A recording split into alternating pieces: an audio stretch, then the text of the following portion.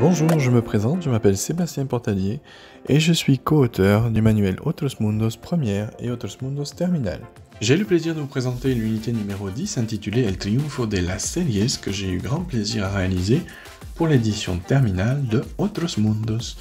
L'illustration que nous avons choisie ici est un portrait de la famille de la Mora, de la famille de la célèbre série La Casa de las Flores que nous allons travailler dans les doubles pages suivantes. La citation est une citation du fameux personnage de La Casa de Papel, El Profesor, série que nous allons également étudier à travers les doubles pages proposées par la suite. Nous avons décidé d'intituler la première double page « Addiction a las series ».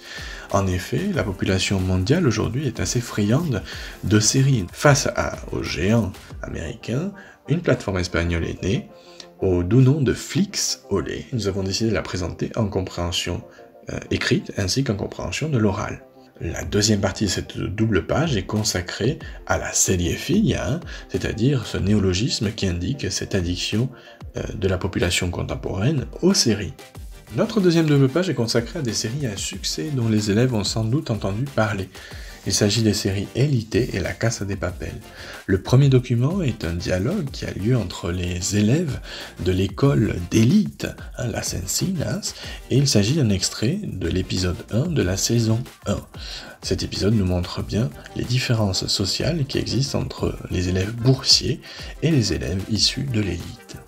Le deuxième document est un article intitulé La Casa de Papel una revolución et il nous montre combien cette série colle à notre réalité puisqu'elle diffuse un message anti-système que l'on a pu entendre à l'occasion de révoltes citoyennes dans le monde entier. Nous avons décidé de consacrer notre troisième double page à la telenovela. Le premier document, intitulé Los pobres también aman, est en réalité une parodie de telenovela contenue dans le film La dictadura perfecta. Le ridicule, la légèreté du titre nous montre combien les telenovelas sont un programme particulier.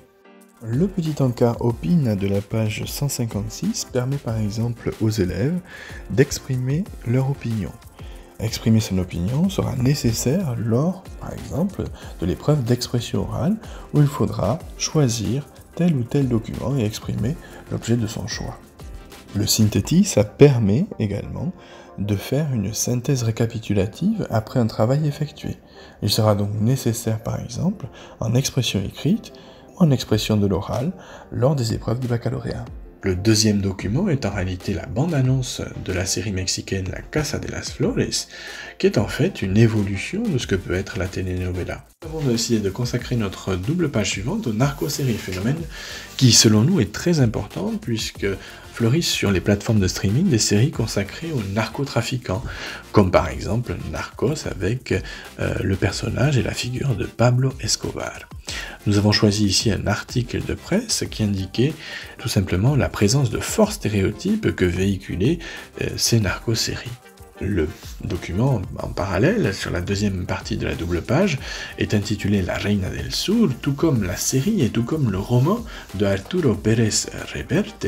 Il s'agit ici de l'incipit et nous sentons dès le début de ce roman toute la tension que va drainer le monde du narcotrafic. La dernière double page nous permet de faire un petit saut dans le temps et de découvrir des séries un petit peu moins connues comme Siempre Bruja, qui nous replonge au temps de l'Inquisition et fait des allers-retours entre le temps de l'Inquisition, les années 1647 en Colombie, et notre temps contemporain. Le deuxième document est un extrait d'El tiempo entre costuras qui nous montre la vie sous le protectorat espagnol au Maroc au moment où est annoncée à la radio la fin de la guerre civile espagnole. Nous pouvons également trouver à la fin de nos séquences des doubles pages lengua. Ces doubles pages permettent de travailler de manière intuitive avec les élèves sur le contenu d'une phrase repérée dans la séquence. Il est à noter également à la fin de chacune de séquences la présence d'un petit QR code sur la page balancée qui s'intitule Desafío Quiz. Este Desafío Quiz nous permet de poser un certain nombre de questions autour de la séquence de travail et permet de vérifier de manière ludique les connaissances des élèves. De Camino al Examen a été pensé pour un entraînement sur les différentes activités langagières proposées. Ces documents sont tout à fait récents et correspondent au canon exigé lors de l'épreuve des E3C numéro 3 de l'année terminale.